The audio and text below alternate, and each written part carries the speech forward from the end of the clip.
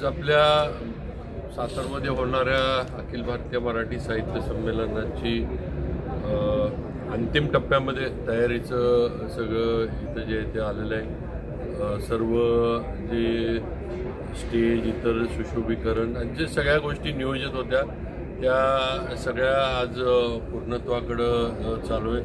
अतिशय सुंदर हा संपूर्ण परिसर करण्यात येणार आहे आणि या संपूर्ण ह्याच्यामध्ये साताराची जी ओळख आहे आपली मराठ्यांची राजधानी आणि इथला ऐतिहासिक त्याचबरोबर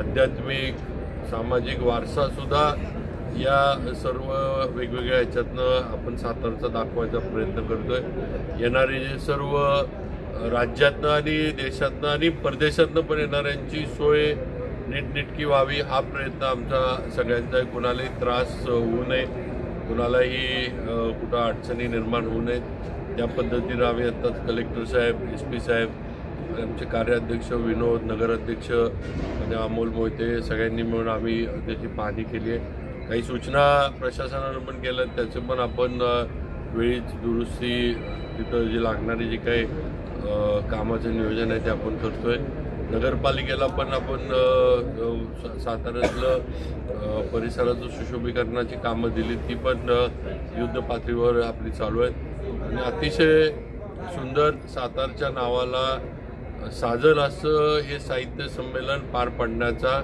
आमचा सर्वांचा प्रयत्न आहे. परत एकदा मी सर्वांच्या वतीनं मोठ्या संख्येनं साहित्यिकांनी, साहित्यप्रेमींनी, हे वाचक असतील किंवा येणारे जे सर्व प्रेक्षक असतील यांनी या साहित्य संमेलनाला भेट द्यावी ही आपल्या सातारच्या 99वे मराठी साहित्य संमेलनाच्या समितीच्या वतीनं मी विनंती.